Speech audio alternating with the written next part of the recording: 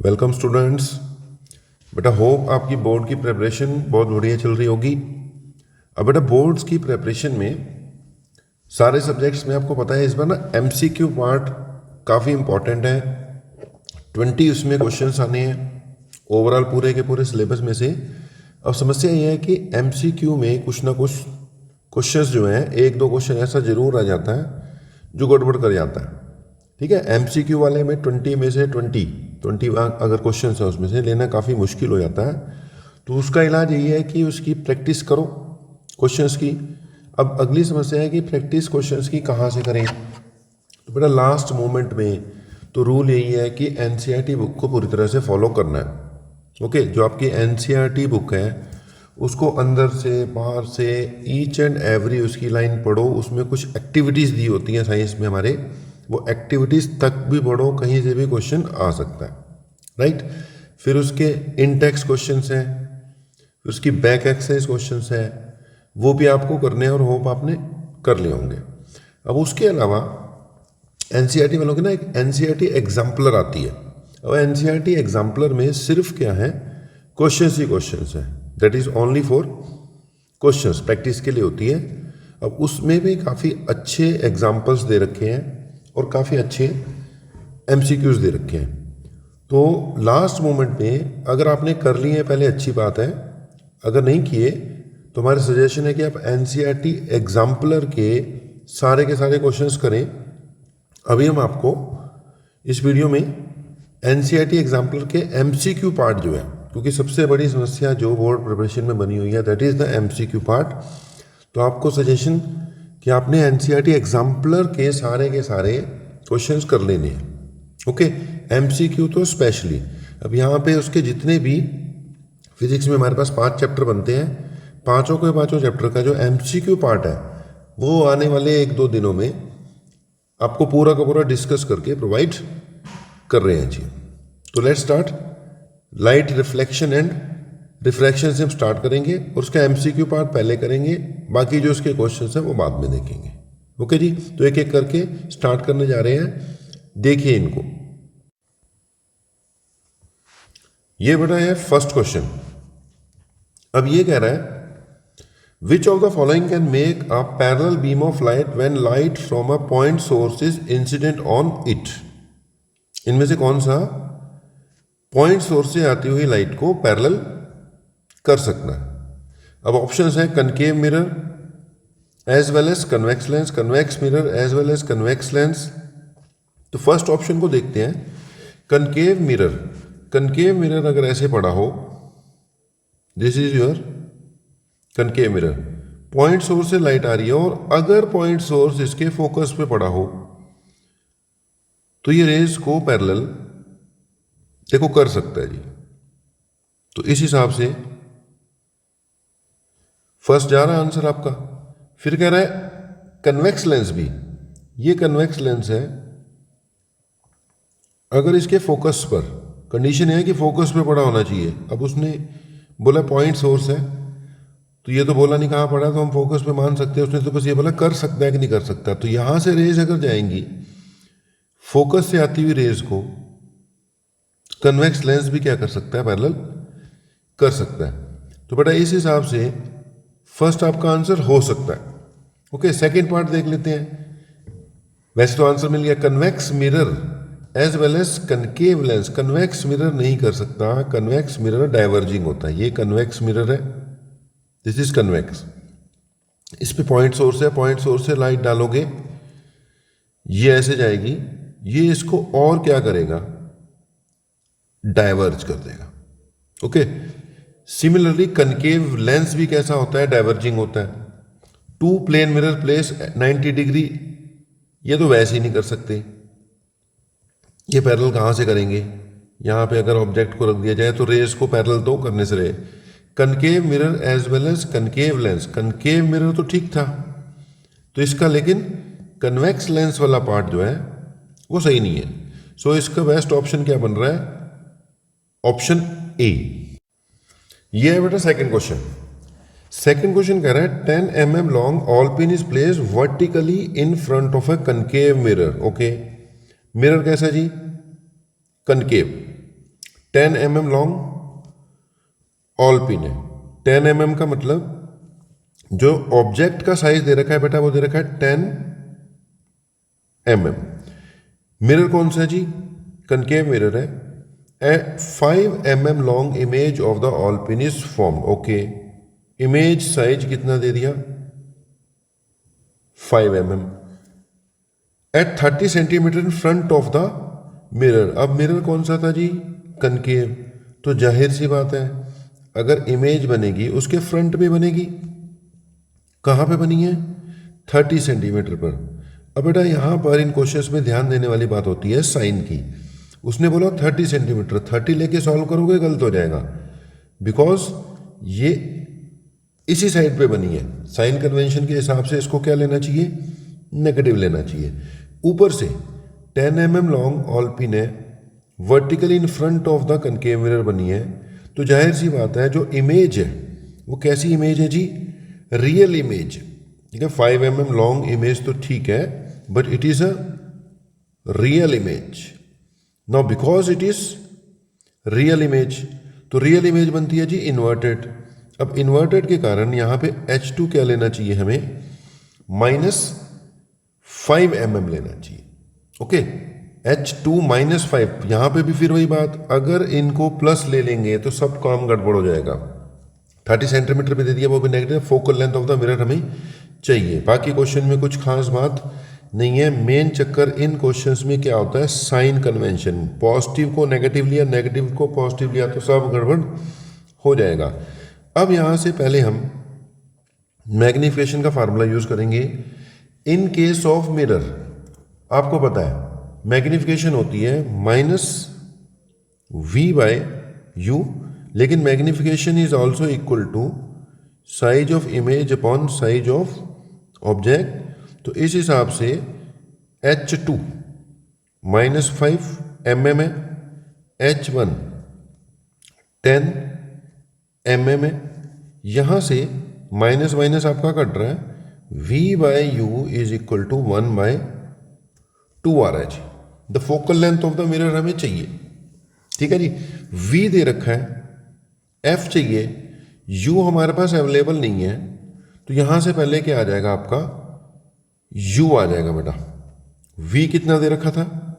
It is -30 divided by u equal to 1/2। यहां से u कितना आ रहा है जी आपका? -60 सेंटीमीटर। ठीक है जी, because it was in centimetre, तो फिर ये रिजल्ट भी किस में आएगा? सेंटीमीटर। अगर ये v मीटर में दिया होता तो u भी किस में आता? मीटर में आ जाता। u आ गया -60 सेंटीमीटर। अब आती है अगली बात, फोकल लेंथ। अब क्वेश्चन बिल्कुल इजी हो गया। Use mirror formula 1/u plus 1/v is equal to 1/f। Okay जी, साइन कन्वेंशन के साथ वैल्यूज पुट करना। ये -60 प्लस 1/v, v की जगह -30 इक्वल टू 1/f। अब देखो इसको सॉल्व करना तो आपको आता ही होगा। अगर इसको सॉल्व कर लें तो आंसर आ जाएगा -20 सेंटीमीटर। अब देखो एक बात का ध्यान रखो, सारे ये एनसीईआरटी के क्वेश्चन हैं, इधर उधर से क्वेश्चन करने का कोई फायदा नहीं है। करनी है तो सिर्फ क्या करनी है? एनसीईआरटी करनी है। और इन क्वेश्चंस में साइन कन्वेंशन सबसे इंपॉर्टेंट है, राइट। तो ये था आपका क्वेश्चन नंबर 2। अब चलते हैं नेक्स्ट क्वेश्चन पे। 3rd क्वेश्चन बेटा, इसको देख लो जी। ये क्या कहता है? ये कहता है under which of the following condition is concave mirror, mirror कैसा है? Concave, can form a image larger than the actual object. Okay, larger than the actual object. Options बाद में देखते हैं, हम पहले कनकेव की बात करते हैं। अगर आप याद करो तो आप कनकेव मिरर के कुछ रे डायग्राम्स बनाते हो। ओके, कनकेव के 6 केसेस बनते होते हैं। एक तो इसका फर्स्ट केस ही आ जाता है। फर्स्ट केस में ये मिरर है। अगर हम ऑब्जेक्ट को, ये इसका पोल है जी, ये इसका फोकस है जी, ये इसका सेंटर ऑफ कर्वेचर है जी। फर्स्ट केस होता था अगर इसको P और F के बीच में रख दो तो ये यहीं पे एनलार्ज इमेज बना देता है, पर ये कैसी होती है? वर्चुअल होती है, वर्चुअल। तो when an object is kept at a distance equal to radius of curvature, first option तो गलत है। एक मिनट पहले हम बोल रहे थे 6 केसेस होते हैं, हमें तो सिर्फ कौन सी चाहिए? एनलार्ज चाहिए। यहां पे इसने कहीं नहीं बोला कि रियल या वर्चुअल।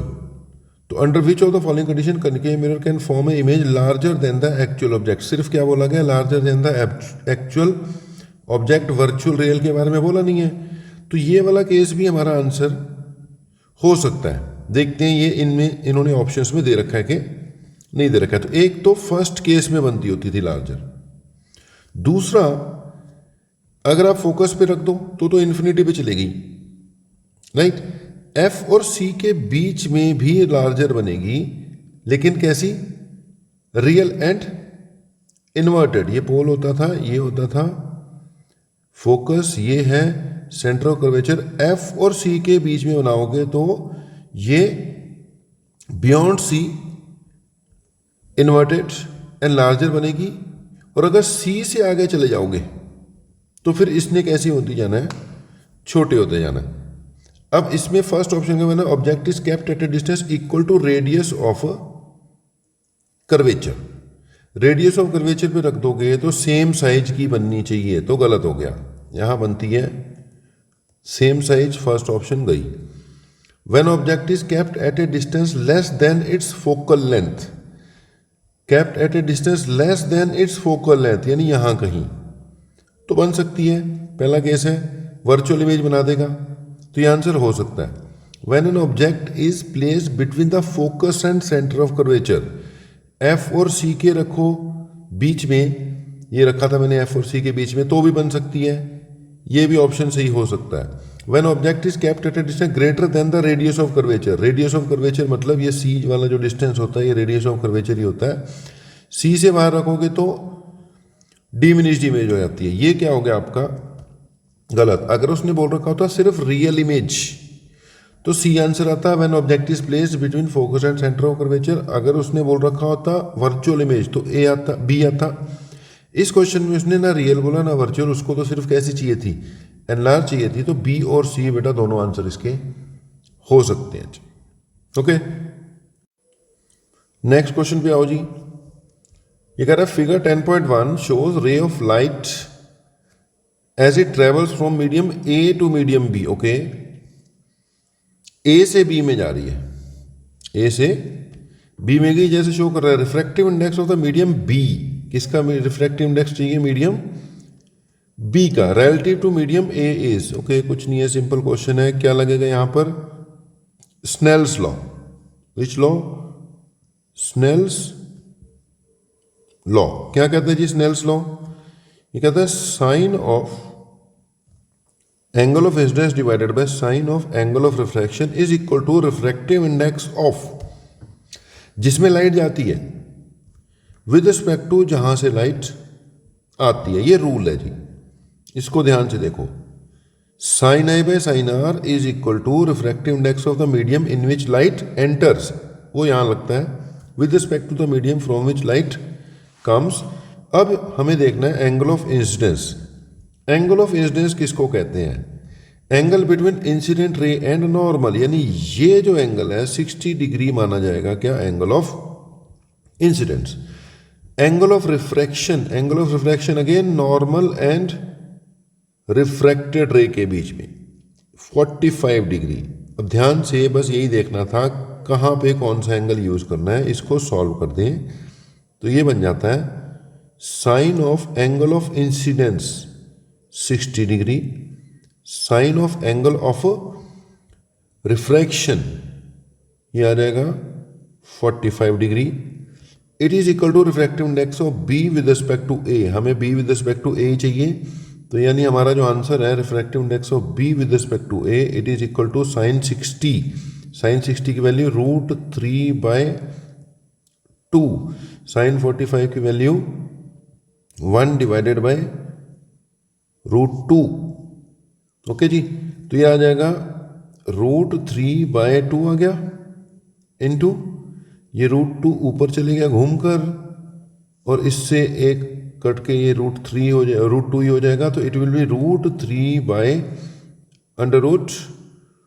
तो हमारा जो आंसर है it will be √3 divided by √2, यानी कि आपकी ऑप्शन ए करेक्ट मानी जाएगी, √3 डिवाइडेड बाय √2। ओके जी, अब चलते हैं नेक्स्ट क्वेश्चन पे।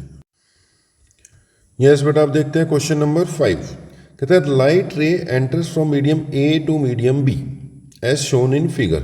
अच्छा, इस क्वेश्चन को थोड़ा ध्यान से देखना है, इसमें ना फिगर की कंफ्यूजन है कि मीडियम ए कहाँ है, मीडियम बी कहाँ है और नॉर्मल कहाँ है।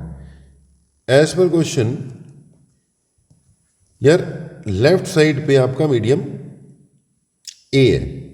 ओके, ये बाउंड्री है, ये पूरा का पूरा मीडियम ए है और ये पूरा का पूरा मीडियम बी है।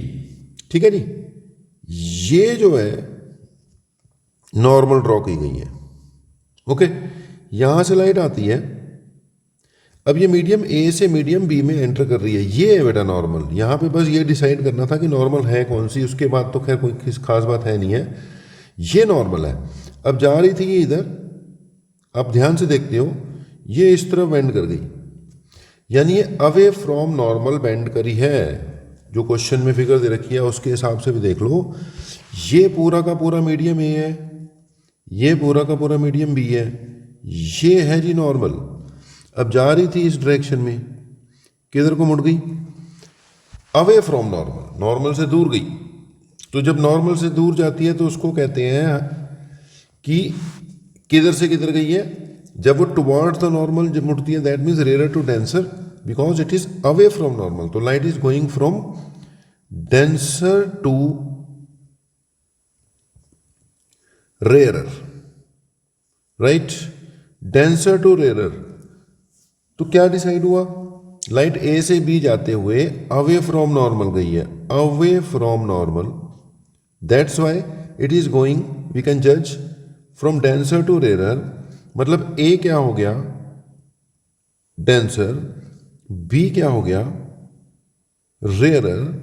अब बिकॉज बी रेयरर है तो उसका जो रिफ्रैक्टिव इंडेक्स है रिलेटिव टू ए वो क्या होना चाहिए, लेस देन 1 होना चाहिए। डेंसर वाले का रिफ्रैक्टिव इंडेक्स 1 से ज्यादा होता है, रेयरर वाले का 1 से कम होता है। बिकॉज बी हमने प्रूव कर दिया रेयरर है, तो इसका आंसर आना चाहिए लेस देन 1, यानी कि इसका आंसर आना चाहिए B, less than unity. 6th question देखो जी, ये कह रहा है बीम ऑफ लाइट है through the holes A and B and emerge out of the box through the hole C and D. यहां से एंटर कर रही है, यहां से निकल रही है, यहां से एंटर कर रही है, यहां से लाइट निकल रही है। Which of the following could be the inside the box. मतलब उसने ये नहीं बताया इसके अंदर क्या है, बस उसने ब्लॉक डायग्राम दे रखा है। अब हमने जज करना है कि अगर लाइट कुछ ऐसे बेंड करिए तो क्या हो सकता है। अब बेटा शेप देख के साफ पता लग रहा है कि ये रेक्टेंगुलर ग्लास स्लैब भी हो सकती है, लेंस तो ऐसे हो नहीं सकता, लेंस तो यहाँ डाइवर्ज करते हैं, कन्वर्ज करते हैं, ये रेज बिल्कुल पैरेलल की पैरेलल रहेगी, तो लेंस नहीं हो सकते, प्रिज्म वैसे नहीं हो सकता। इसका बेस्ट आंसर इजी क्वेश्चन था, दिख ही रहा है, रेक्टेंगुलर ग्लास स्लैब ही हो सकती है। ग्लास स्लैब में से ही जब लाइट पास होती है, मान लो ऐसे जाती है, पैरेलल जा रही है, तो ये यहाँ से ऐसे करके अगर पैरेलल जा रही है तो इसके अंदर स्लैब ही हो सकती है, क्योंकि स्लैब के डायग्राम में ही ऐसा होता है कि लाइट लेटरली डेविएट करती है, थोड़ा सा क्या कर जाती है, लेटरल डेविएट करती है, but it remains parallel to the incident light. तो इजी क्वेश्चन था, इसमें कोई खास बात नहीं थी और कुछ नहीं, इसके अंदर क्या हो सकती है, स्लैब ही हो सकती है। नेक्स्ट क्वेश्चन को भी देख लो बेटा, 7th को। ये भी पिछली बार जैसे ही है कि beam of light is through the holes on side A and emerge out of the holes on the other face of the box. अब कह रहा है कि इसमें से रे आई यार, तो इसके अंदर ऐसा क्या है कि कुछ इस तरीके से रेस निकलेंगी। ये रेस आ रही थी, ऐसा क्या है इसके अंदर कि ऐसे हो सकती है। तो यहां पे आप देख पा रहे हो कि रेस क्या कर रही है, डाइवर्ज कर रही है। अगर डाइवर्ज कर रही है तो इसके अंदर स्लैब तो हो नहीं सकती, प्रिज्म हो नहीं सकता, कन्वेक्स लेंस भी नहीं हो सकता, क्योंकि कन्वेक्स लेंस क्या कर सकता है, ये सिर्फ कन्वर्ज कर सकता है, कन्वर्जिंग लेंस होता है। अब इनमें से ऑप्शन बच गई पहली बस, कनकेव लेंस। तो यही इसका आंसर है, कनकेव लेंस, क्योंकि कनकेव लेंस ही कैसा होता है, डाइवर्जिंग होता है। नेक्स्ट क्वेश्चन बेटा 8, स्टेटमेंट कौन सी सही है ये बताना है।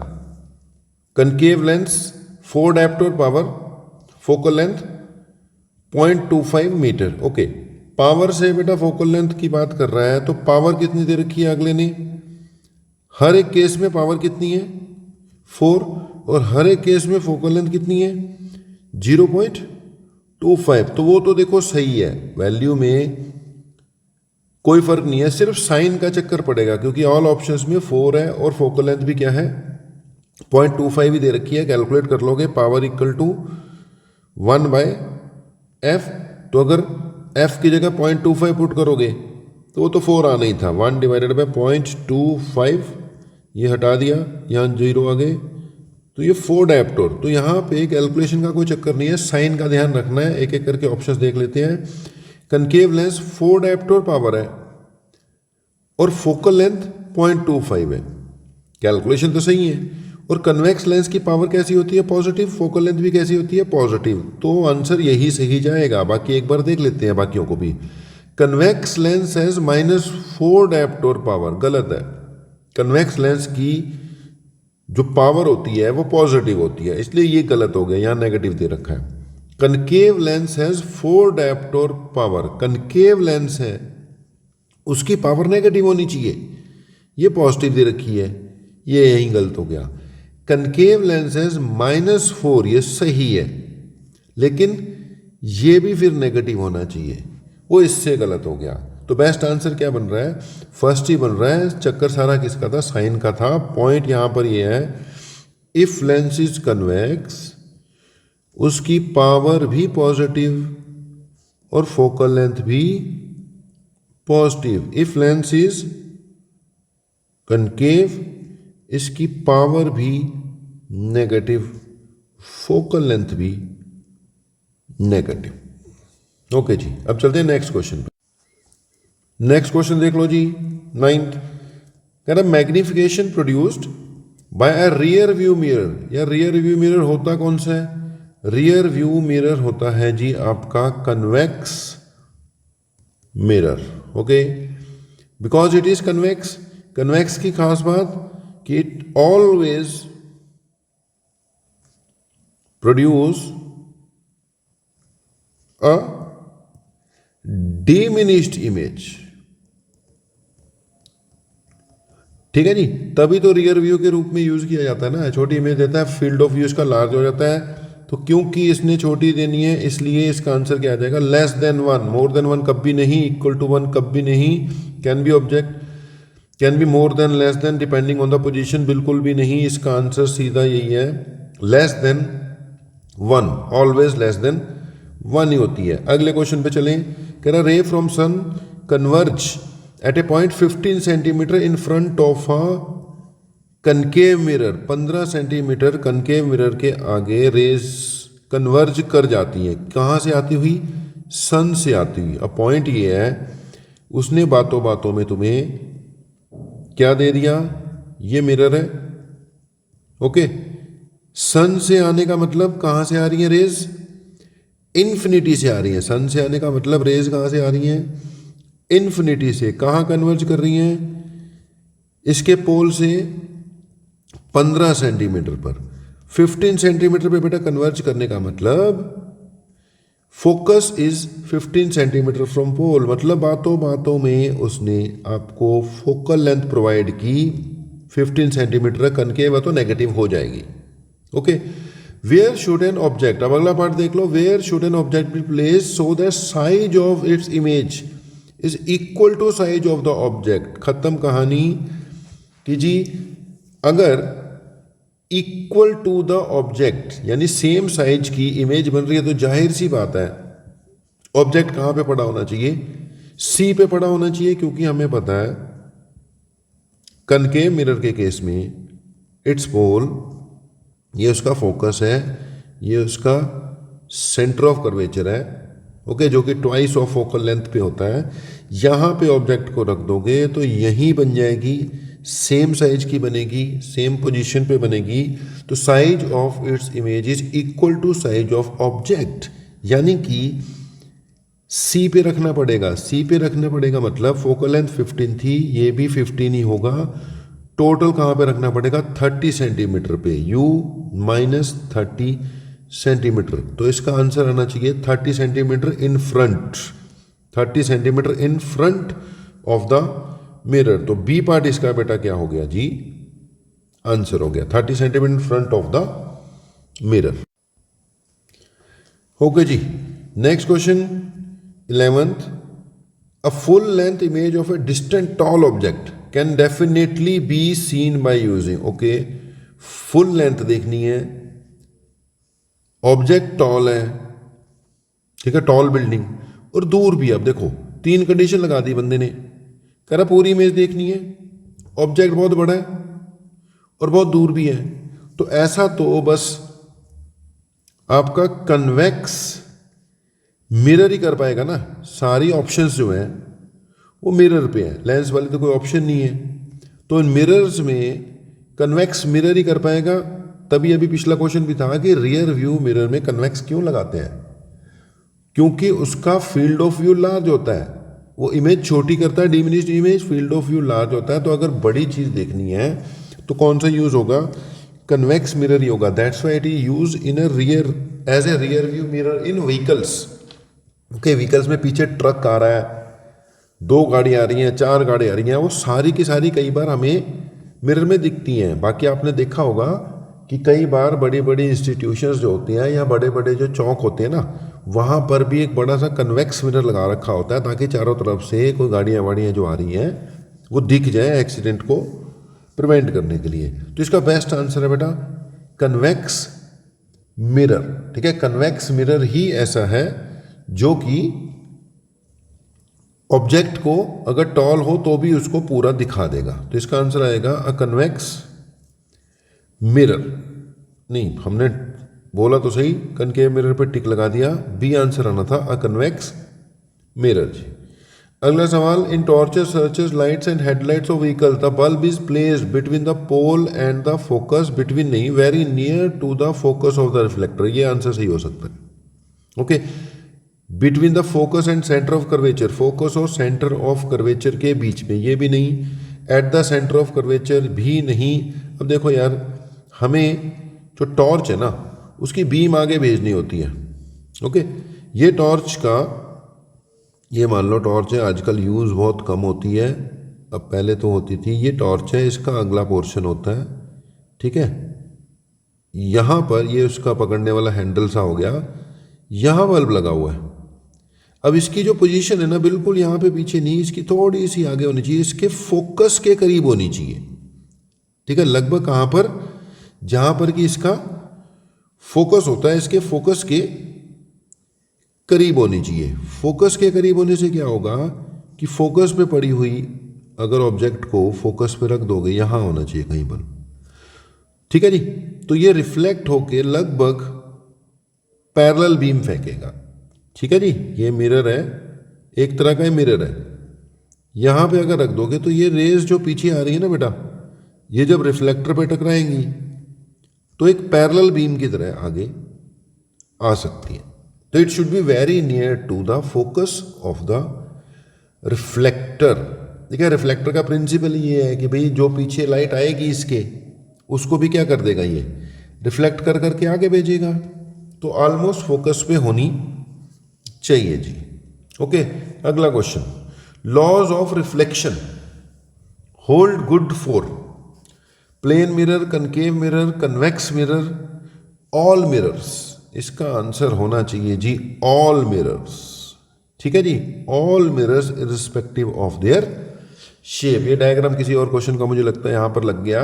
ये तो लॉ ऑफ रिफ्लेक्शन पे था, मिरर जो मर्जी हो, यूनिवर्सल लॉ है भैया, it is applicable for all types of mirrors. ठीक है जी, अब चलते हैं अगले क्वेश्चन पे। नेक्स्ट क्वेश्चन है जी, इसमें ना 4 फिगर्स दे रखी हैं। 2 फिगर तो पिछले वाले क्वेश्चन के साथ 13 के साथ मिली हुई थी, कोई बात नहीं, वहीं से देख लेंगे हम। कह रहा path of ray light coming from air passing through rectangular glass slab traced by 4 students are shown which of the following of them is correct. अब हमारे सामने इस वक्त सी और डी दिख रही हैं। सी में यहाँ पे मैं नॉर्मल बनाता हूँ, यहाँ पे भी क्या बनाते हैं, नॉर्मल बनाते हैं।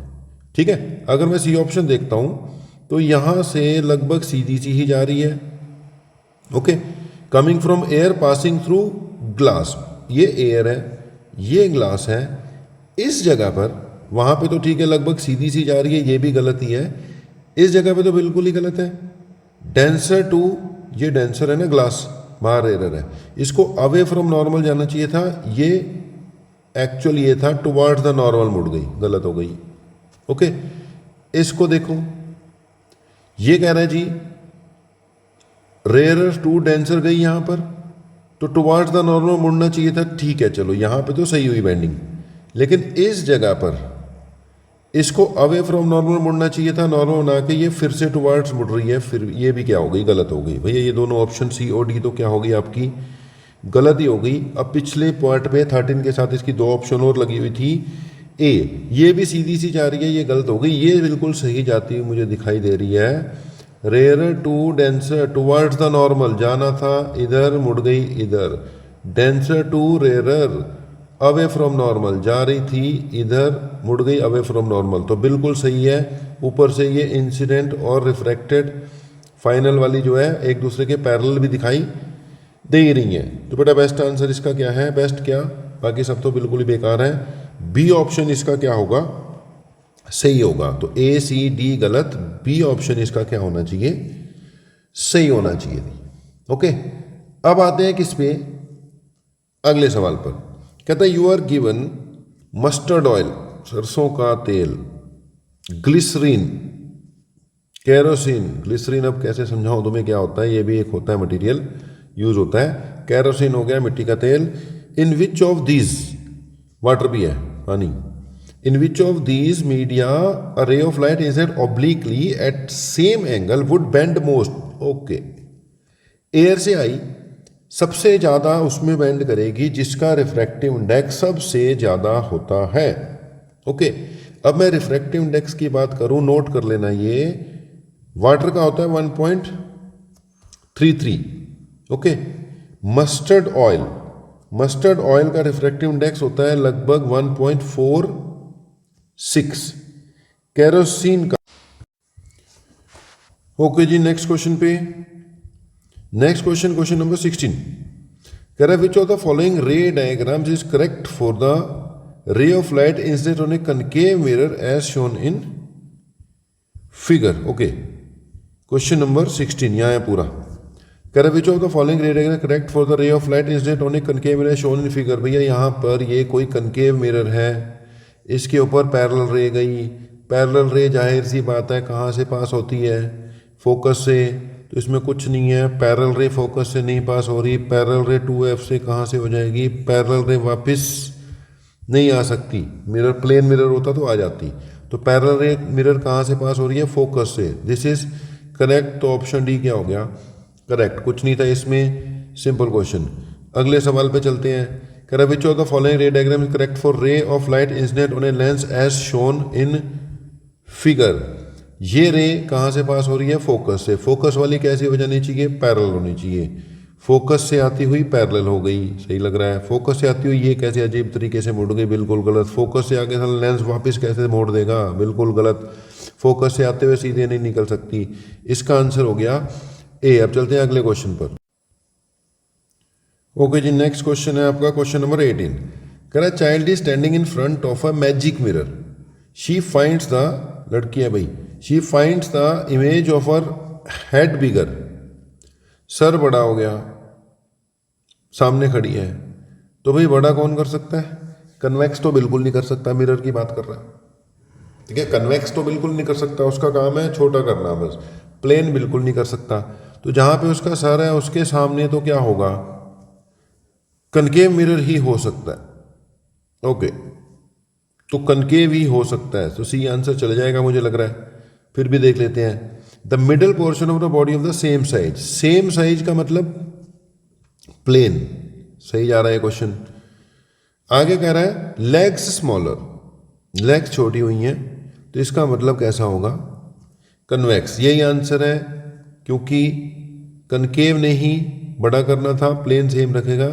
तो समझो सिंपल क्वेश्चन है। 18th हो गया।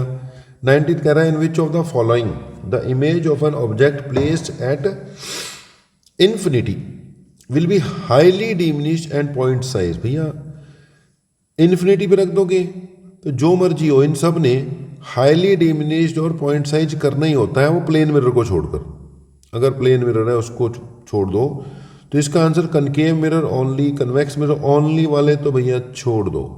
Concave mirror, convex mirror, concave lens and convex lens, सब में नियम यही है कि if object is at infinity, okay, object अगर इन्फिनिटी पे होगा तो इमेज को हाईली डिमिनिश और पॉइंट साइज सबने ही करना होता